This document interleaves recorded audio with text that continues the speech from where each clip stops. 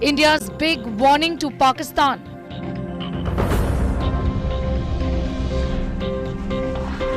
Defense Minister makes intent clear.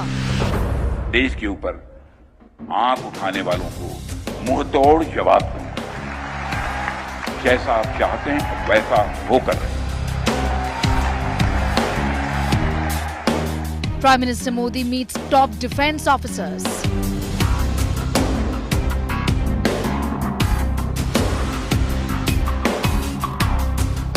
All eyes on India's response. Nervous Pak warmongers.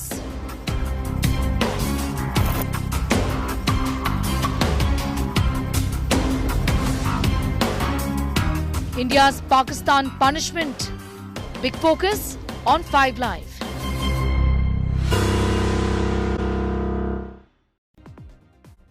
Close to 2 weeks have passed since the horrific terror attack in Pahalgam. Last week, Prime Minister Narendra Modi gave the Indian Armed Forces complete operational freedom to respond to the attack. He's also promised that terrorism would be wiped out, warning of unimaginable punishment for those behind these acts.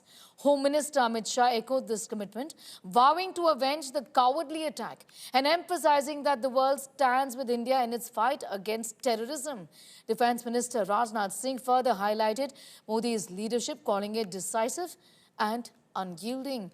He pointed out that the Prime Minister has mastered the art of taking risks and delivering when it matters. Under the Prime Minister's leadership, he said, India is ready to make sure its promises are fulfilled. अब आतंकियों की बची खुची जमीन को भी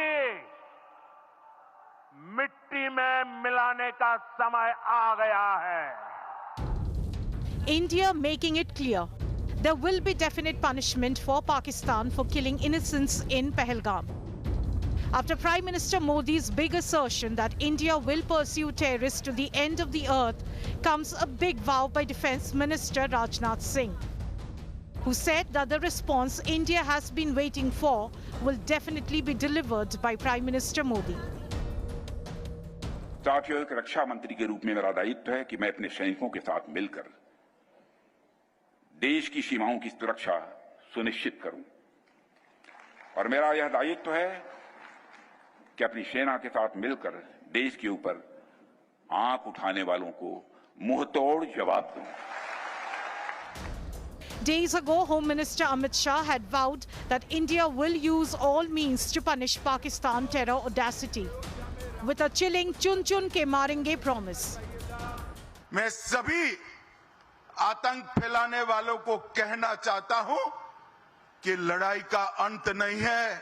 हर व्यक्ति को चुन चुन कर जवाब भी मिलेगा, जवाब भी लिया जाएगा. India, which has ramped up its defense preparedness, is using all means at its disposal to make Pakistan pay. Finance Minister Nirmala Sitharaman approached the Asian Development Bank to choke Pakistan's financial funds, which could stall Islamabad's economy already in doldrums. India has also barred Pakistani ships from its ports and banned all imports, including direct trade via Atari border. हमारी जो pharma cost है, अगर हम उससे compare करें पाकिस्तान को कल European union से दवा लेनी पड़ेगी तो उनकी कॉस्ट रफली 4 से 10 गुना बढ़ जाएगी. तो उसका खामियाजा पब्लिक को भुगतना पड़ेगा. दूसरी तरफ हमने देखा, हमने पूरा मेडिकल टूरिज्म भी बंद कर दिया है. बहुत से पाकिस्तान के पेशेंट इंडिया में आते थे, अनफॉर्चुनेटली इस डेवलपमेंट के बाद वो भी नहीं आ पाएंगे. तो पाकिस्तान को बहुत चुनौतियों का सामना करना पड़ेगा. इंडस्ट्री के ऊपर प्रेशर भी आएगा. अगर organic chemical auto component India से नहीं मिलेंगे तो उसके ऊपर भी प्रेशर आएगा. The Indus Waters Treaty is on hold, and India is also stopping water from key dams like Baglihar and Kishanganga. The YouTube handles of Pakistani politicians, including its Prime Minister Shehbaz Sharif and celebs, have been banned under the digital strike. Will India's multi-pronged strikes bring Pakistan on its knees? Bureau Report, India Today. The defense minister talking tough today, saying that whatever the people of the country expect, that is something that's going to be delivered vis-a-vis retribution that has been promised by this government on not one but on several occasions. Let's take a look at what's happening on the ground as far as important meetings of Prime Minister Narendra Modi is concerned.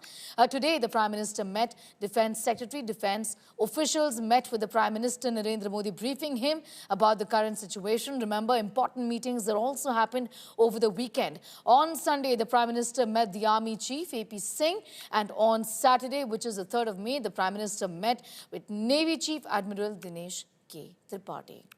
We have some news coming in at this point in time. Let's take a look at these developments coming in from the national capital.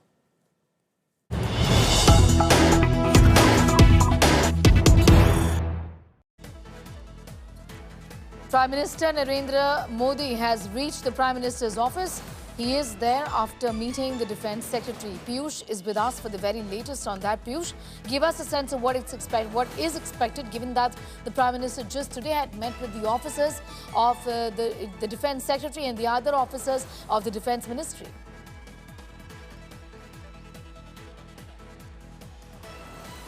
Well, Sunil, as you are speaking, the Prime Minister is present there at the Prime Minister's office, which is there at Raisina Hills at North Block, and he is meeting with a few officials of Prime Minister's office.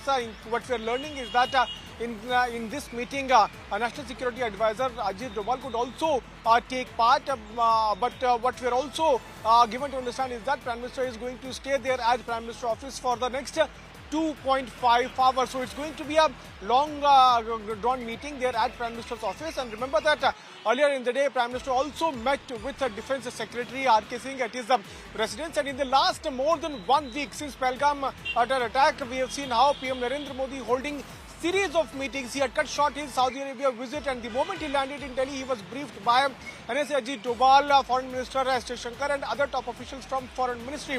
After which, the very next day, Prime Minister held the meeting of a Cabinet Committee on Security, and series of actions, diplomatic actions were taken against Pakistan. And after that, multiple meetings have been chaired not only by Prime Minister but also by Defence Minister Rajnath Singh, Home Minister Amit Shah, with their concerned officials. And the last big meeting which took place at 7 LK was the meeting in which Rajnath Singh, Ajit Doval, all tri-service chiefs were present, in which free hand was given to security forces. Prime Minister was reportedly quoted where he said that free hands has been given to security officials. In fact, they have been told to decide target, mode and timing, the way in which they are going to retaliate back to the terror which is being sponsored by Pakistan. So, in the last few days, we have seen series of meetings being chaired by PM Narendra Modi, and as we are speaking, he is right now present at the Prime Minister's office, where he is meeting with a few senior officials of Prime Minister's office. And earlier in the day, he met with the Defense Secretary. Yesterday, he met with Air Marshal Chief Mr. AP Singh, and day before yesterday he met with our Navy Chief. So multiple meetings are being chaired by PM Narendra Modi, and as we are talking, he is still there at PMO, where he is holding meeting with senior officials or some officials of Prime Minister's office. Absolutely. These are close one-on-one strategy meetings, hectic weekend as well, with these important meetings that were held. Today he met with the officers of the Defense Ministry. Essentially, what's brewing is the big questioning, and whether are we really edging to, closer to the moment of reckoning is the big question right here. Piyush, I'm going to thank you for the moment, getting us those details at this point in time.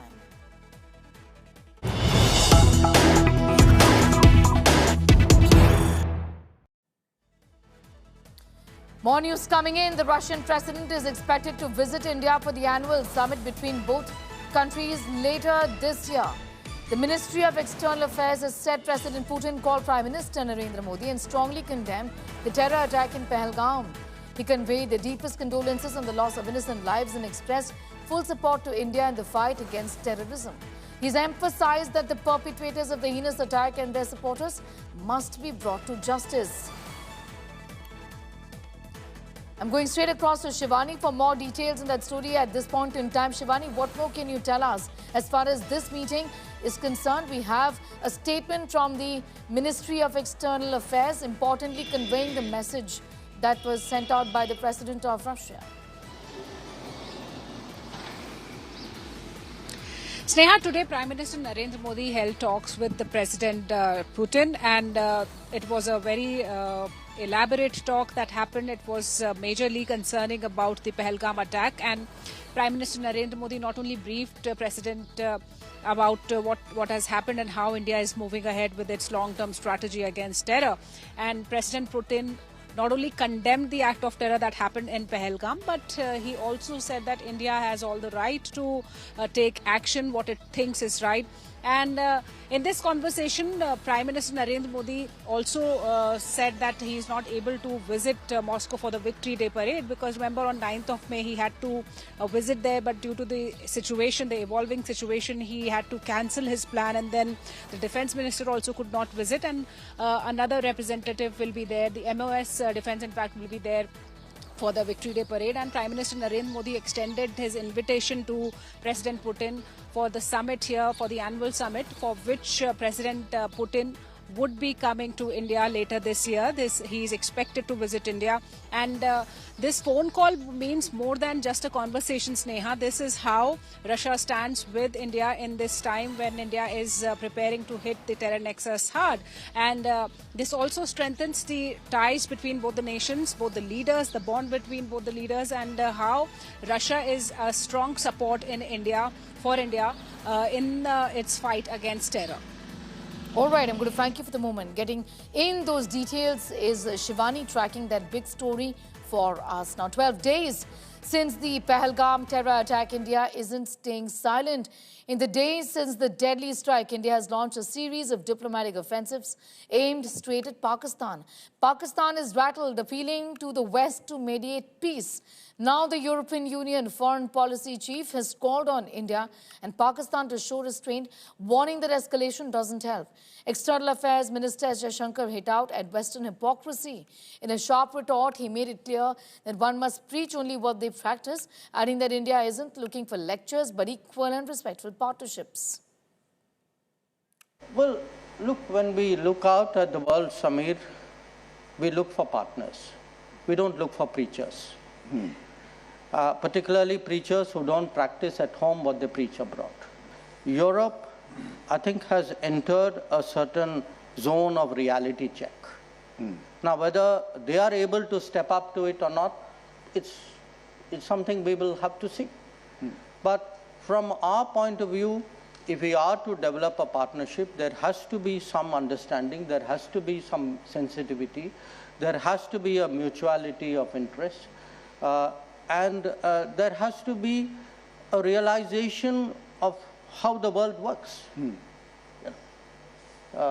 And I think these are all work in progress to differing degrees with different parts of Europe.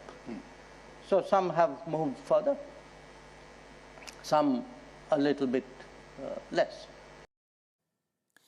I'm going straight across to Gaurav there, the External Affairs Minister. Gaurav, not mincing any words, saying that, stop preaching us. We know how to do this. We know how to handle this. We don't need your endorsement. And also, the last thing we need at this point in time is preachings. There's a clear message from the External Affairs Minister. We need partners, not preachers. And the West, for a long time, used to preach something that they did not practice on their own.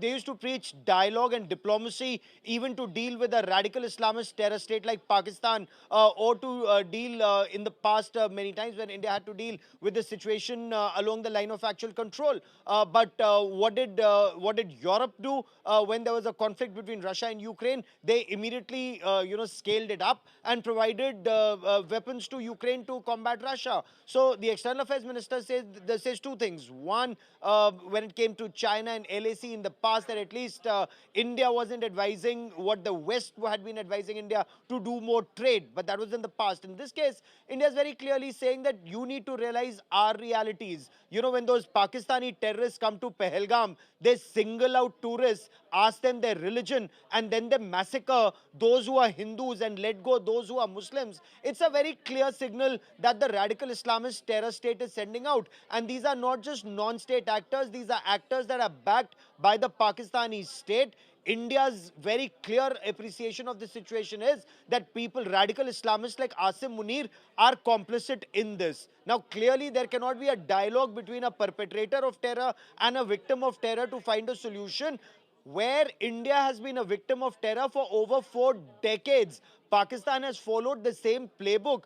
Initially in Punjab, where they used the Khalistani elements to bleed Punjab, then the Kashmir issue, and when they send in radical Islamist terrorists, India bled across the length and breadth of that country. For now, it's restricted to Kashmir. At least there is a fight back on getting the world to understand India's position. The External Affairs Minister also making it very clear, some countries understand this more than others. A very strong statement of support for India, like you just mentioned, had come from Russian President Vladimir Putin, not just to take down terrorists, but also those who back them. Similar statements have been made by the United States of America, including by their Secretary of Defense, and by France President Macron. So some countries in Europe are on board. Others may take some time, but they will come around. Look at the way Pakistan gets support from countries that have been helped by India in a very difficult situation. Countries like Turkey, for example, when they sent, an anti-submarine warfare corvette, it's symbolic, but yet they did. Or China saying that China stands with sovereignty of Pakistan. Sovereignty of Pakistan is not the issue right now. The issue is Pakistan's state-sponsored radical Islamist terror. Is the world united in dealing with it? Or perhaps India will have to convince the world a little more while India continues to take action against these radical Islamists to ensure Indians are kept safe from their terror. All right, Gaurav, I'm going to leave it at that for the moment. Gaurav Sawant, they're putting that story into perspective.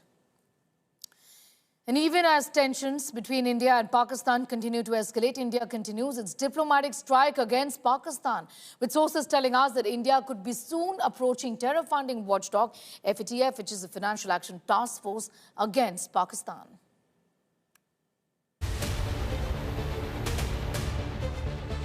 In the wake of the Pahalgam terror attack, India is planning twin financial strikes on Pakistan to throttle support for cross-border terrorism.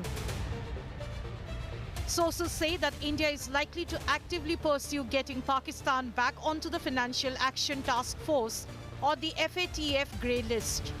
India is also expected to raise concerns over the International Monetary Fund's $7 billion aid package to Pakistan, alleging misuse of funds for terror-related activities. The deal for the 3-year aid package was finalized in July 2024. Pakistan was put on the grey list of the global money laundering and terror financing watchdog in June 2018.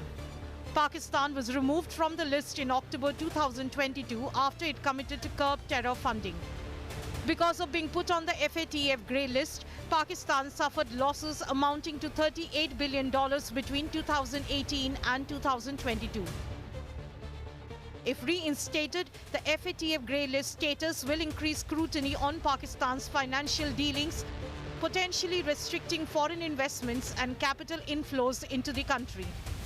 There will also be strict scrutiny of finances in Pakistan. The move may even downgrade credit ratings of the country. And lastly, imports and exports of the country may become costlier. India is likely to engage with key FATF member states in the coming weeks to garner support for its move ahead of the next plenary session. Apart from downgrading diplomatic relations with Pakistan, India has suspended the Indus Waters Treaty, closed the integrated checkpost at the Atari Wagah border, cancelled visa services for Pakistani nationals, and closed its airspace to Pakistani flights.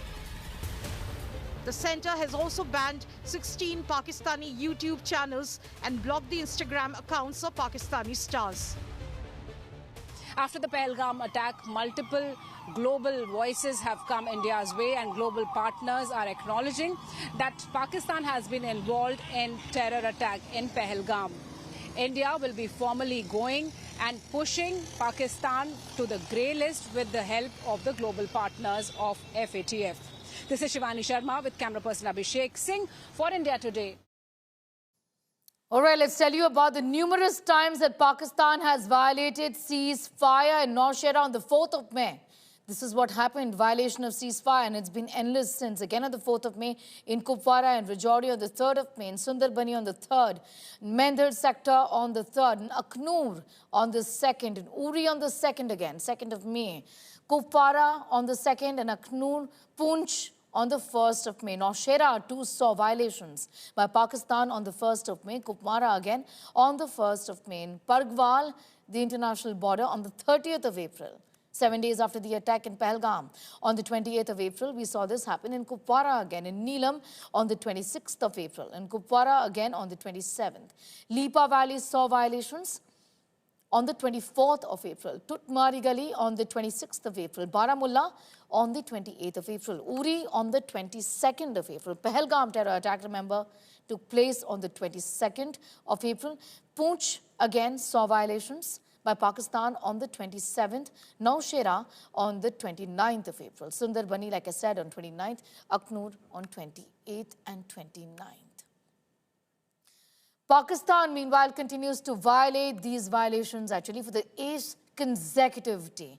Indian forces have intensified counter-terror operations with jungle searches and combing operations underway.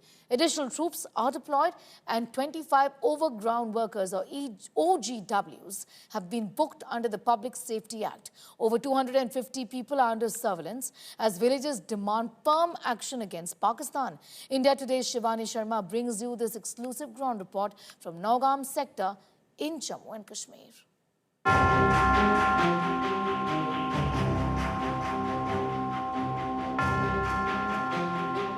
As India prepares for a long-term action against the terror nexus in Pakistan, in Jammu and Kashmir, there is heightened security after 2 weeks of Pahalgam terror attack. We are right now in North Kashmir, and this is an interior belt of Handwara district where you see the security forces, especially the Jammu Kashmir police, is on a high alert mode. The operations against the OGWs have been intensified and the movements are being thoroughly checked and scanned. This is the operation that goes on 24/7 in all the districts of Jammu and Kashmir, and especially in Kashmir after the Pahalgam attack. There is a special vigil on each and every nook and corner. Pahalgam का जो attack हुआ, हमारे बेगुनाह लोगों को वहाँ कत्लेआम किया गया, उसके बाद हमारी जो यहाँ की फोर्सेस है वो बिल्कुल एकदम रेडी हालत में तैयार हैं। जैसी हमारी जम्मू कश्मीर पुलिस है, आर्मी है, सीआरपीएफ है, वो सब तब से जो है बिल्कुल यहाँ डिप्लॉयड हो रखे हैं और पाकिस्तान को मुंह तोड़ जवाब देने के लिए हमारी फोर्सेस बिल्कुल एकदम तैयार खड़ी हैं। हमारे होम मिनिस्टर साहब हैं और प्रधानमंत्री साहब हैं, ये सक्षम है। हमें उम्मीद है ये पक्का कुछ ना कुछ निर्णय लेंगे अच्छे। और बाकी हमारी सिक्योरिटी फोर्स बिल्कुल अच्छी है, हमारी आर्मी बिल्कुल लोगों के साथ सहायता करती है। हम एलओसी के नजदीक रहते, हमारे साथ बहुत अच्छा है, यहाँ की पुलिस सब कुछ हमारी अच्छी व्यवस्था यहाँ पे चलती है। You see the movements, as I was telling you, that this road leads further to the border areas. There are several border villages from which the ceasefire violations have been reported in past 11 days. So the vigil is high. The operations are intensified. The forces are on a high alert mode.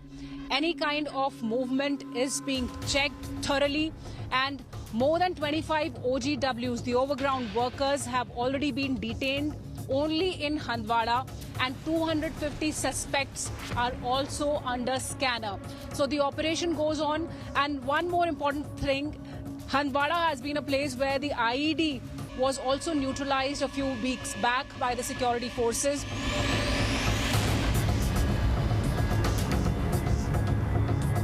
So very sensitive zone, and in Jammu and Kashmir, in several places, we see similar operations happening, and this road leads to Naugam border. This is the area which leads to Naugam border, a sensitive area where we've seen how the preparedness has gone up after the ceasefire violations. The villagers are being made aware of the SOPs of the situation right now, and this is one such Naka where you see heightened security, and similar is the picture in a number of places in Valley.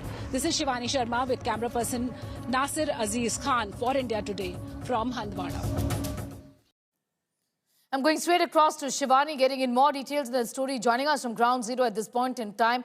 Shivani, talk to us about what do you see. We just saw your ground reports and how you've spoken about tightened security. Of course, India being the ante at this point in time, but a big question mark on Where are the perpetrators of the terror attack that took place 13 days ago, 22nd of April? All of those people have still not been found.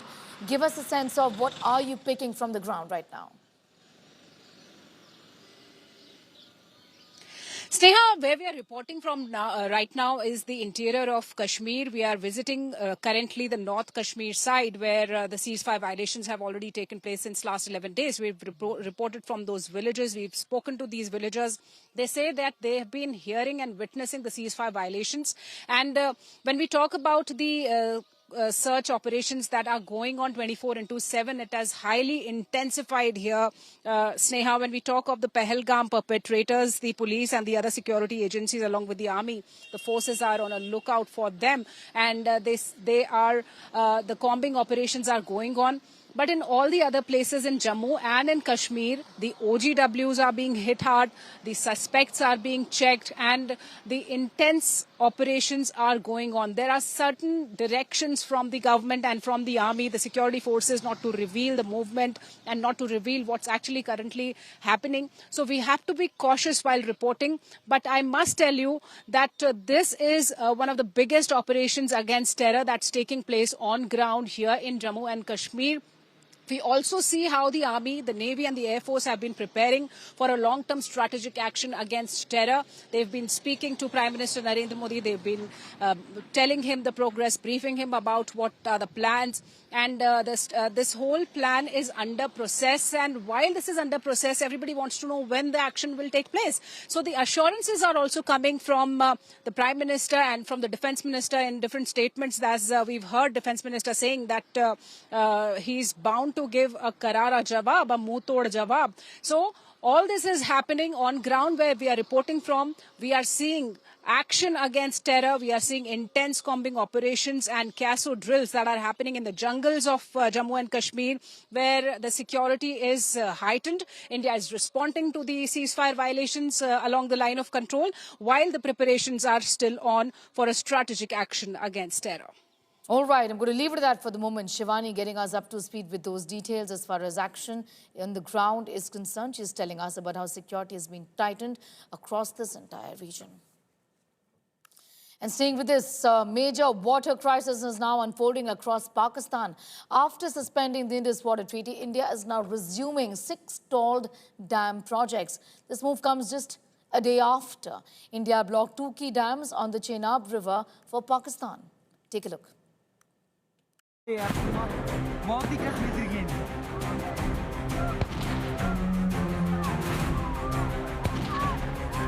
After the recent attack on tourists in Pahalgam by Pakistan's state-sponsored radical Islamist terror, India is striking back. After putting the Indus Water Treaty in abeyance, the Narendra Modi government is taking more concrete steps to block water flowing into Pakistan. India has closed the gates at 2 major dams on the Chenab River, Baglayar and Salal, massively reducing the flow of water into Pakistan. This has put Islamabad in a state of panic. And India's actions don't just stop here. The Narendra Modi government is also planning to shut down water flow from the Kishanganga Dam on Jhelum River. With the water levels dropping and pressure mounting, Pakistan is crying foul. Sindhu हमारा है और सिंधु हमारा रहेगा या इस दरिया से हमारा पानी बहेगा या उनका खून बहेगा. From a diplomatic offensive to exploring military options, India is making it clear that Pakistan's state-sponsored radical Islamist terror will no longer be tolerated. Shri Narendra Modi ji के नेतृत्व में जो प्रधानमंत्री जी ने कहा है कि इस घटना के अपराधियों को धरती के अंतिम छोर तक ढूंढकर दंडित किया जाएगा और दंड ऐसा होगा जिसका कोई पूर्व का उदाहरण नहीं होगा, यानी अभूतपूर्व दंड दिया जाएगा. This time, it's not just retribution, it's calibrated retribution. So this is a very stern message to Pakistan that we are not going to tolerate terrorism that is being sponsored by Pakistan against India. and we can give befitting reply to Pakistan. We can stop water to Pakistan, and we can deprive Pakistan of every drop of water of all three western rivers. With video journalist Neeraj Kumar, this is Sunil Bhatt reporting from Akhnur in Jammu and Kashmir for India Today. And my colleague Gaurav Sawant is explaining the Indus Water Treaty. Take a look. The Jal Shakti Ministry is working on a feasibility project on better harnessing the waters of the Indus rivers for the benefit not just of the people of Jammu and Kashmir and Ladakh in the short term, but in the medium and long term for the rest of the country. So Jal Shakti Minister C.R. Patil has been instructed by Union Home Minister Amit Shah to work to ensure India works quickly on multiple projects that Pakistan was objecting to and throughout. River desilting, for example, reservoir flushing projects, for example, and these are just some instances that India is now going to start working on very fast. Pakistan has repeatedly objected to desilting project. Sources are telling India today that multiple projects that have been held up due to Pakistan's objections, now these projects will be taken up on a war footing for better utilization of the waters of the Indus rivers, and not just the Satluj, Ravi and Beas, the eastern rivers that are meant for India, but also Chenab, Jhelum and Indus, the western rivers. India can officially utilize 20% of these waters. Pakistan didn't even permit that. Imagine. It would cry foul, it would go to the Court of Arbitration, it would go to the World Bank, it would object, it would delay. But now the treaty is in abeyance. So for the betterment of people of Jammu and Kashmir, and remember, Chief Minister of Jammu and Kashmir, Omar Abdullah, has already said the Indus Waters Treaty was not in favor of the people of Jammu and Kashmir. It did not benefit the people of Jammu and Kashmir. This is one more step that the Narendra Modi government is taking. It's not just about the eastern rivers, like I said, Satluj, Ravi and Beas, but also western rivers, Chenab, Jhelum and Indus, the rivers that flow through Jammu and Kashmir and also in Ladakh. There are multiple projects that were cleared post Pulwama, some in 2019, some in 2022. They are now being speeded up. What is India doing? And you're hearing this on India Today, and this is Pakistan's worst nightmare coming true. India is working on building 10 hydropower projects that's totaling 6.8 gigawatts in Jammu and Kashmir and in Himachal Pradesh to fully utilize its share of the waters under that 1960 Indus Waters Treaty with Pakistan. The projects being undertaken, and that's a huge investment that's already being made. It's 68,000 crore rupees by NHPC Limited. Now they're part of the plans to exercise our right, India's right, to stop excess water from flowing into Pakistan. The projects are being constructed by the public sector undertaking. Let me list out some of these projects. It will be heartening for you, and it will be a nightmare for those radical Islamist terrorists, because they now have to choose. They either want water or they want to continue bleeding India. Blood and water cannot flow together, that's very clear. So the 1,000 megawatt Pakaldul project, the 850 megawatt Ratle project, the 624 megawatt Kiru project, the 540 megawatt Kwar project. These are projects in the Union territories of Jammu and Kashmir. India plans to build 1,856 megawatts in Sawalkot. Now that's to harness that kind of electricity. It's in Jammu and Kashmir. 930 megawatts of Kirthai, this is part 2 in Jammu and Kashmir. Dugar in Himachal Pradesh, that's 500 megawatts. Then there's Uri 1 and there's stage 2 of it in Jammu and Kashmir. Then the Dulhasti stage 2, which is 260 megawatts. These are some of the projects I'm telling you in Jammu and Kashmir. But that's not all. The Narendra Modi government has cleared 8 hydropower projects of 144 megawatts on the Indus River and its tributaries, even in Ladakh. Now the project, the highest of these projects that will come up in Kargil and in Leh districts of Ladakh. So the Durbuk Shok project, it's 19 megawatts, but then it's good for the people of Ladakh. In Shanku village, it's 18.5 megawatts. Now this is music to the ears of people who live in either Durbuk or Shyok region. It's great for environment because now it's not that expensive diesel electricity that they will have to generate power through diesel generators.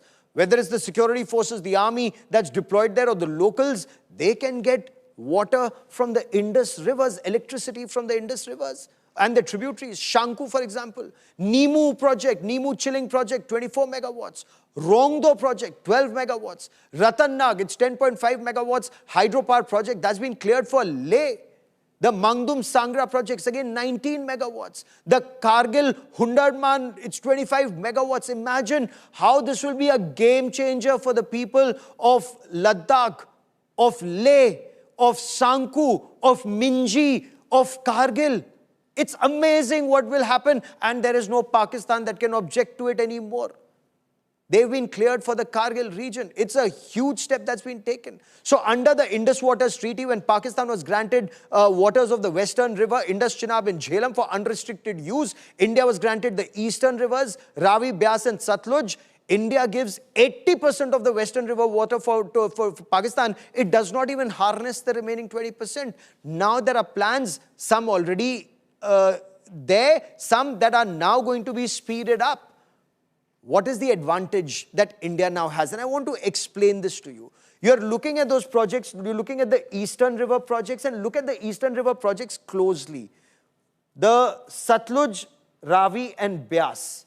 The 5 rivers that flow to Punjab, Satluj, Ravi, Beas, Chenab, Jhelum, Punjab and Jammu and Kashmir, and undivided Punjab initially. So look, Eastern rivers for India, Western rivers was for Pakistan, but Uri, Baglehar, Salal, Pakaldul, Chutak, Nimu, Basgo. These are some of the projects, some that were held up, some that government has cleared, and some where work will go on. What's the big advantage? No inspection by Pakistani officials needed now. So Pakistan cannot stop your projects at all. It can do nothing. No restriction on flushing of rivers. For example, the Kishan Ganga reservoir. Pakistan would object to it. So if you can't flush, if you can't desilt, then you can't hold water or hold sufficient water. You can't generate enough electricity. No operational restriction on filling of reservoir. You can flush when you want, you can fill just when you want, and not just in the month of August, the peak monsoon period. No data to be shared with Pakistan. And moving on, she's become the face of the 22nd of April Pahalgam massacre. The image of Himanshi Narwal, wife of Naval Officer Lieutenant Vinay Narwal, is imprinted in every Indian's mind. Himanshi and Lieutenant Vinay were on their honeymoon when Pakistan-backed radical Islamist terrorists opened fire at the Baisaran Valley. A newlywed widow, Himanshi put up a brave face as she paid tribute to her naval officer husband. She declared she was proud of him.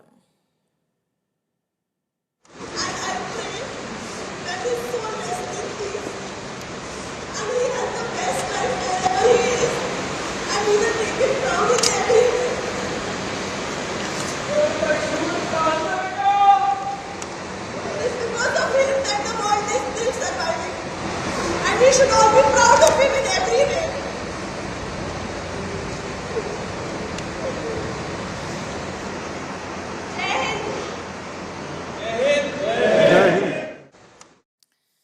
Now she picks up the pieces of a life shattered by terror. Himanshi Narwal has become a target of online hate. Anonymous Twitter handles have been making claims about Himanshi's life as a student. Why? Because she gave a message of unity in the aftermath of the terror attack. Now the National Commission for Women has stepped in. Listening to what Himanshi had said earlier that invited this toxic flag online. People going against Muslims or Kashmiris, we don't want this. We want peace and only peace. Of course, we want justice. Of course, the people that have done wrong with him should be punished. People going against Muslims or Kashmiris, we don't want this. We want peace and only peace.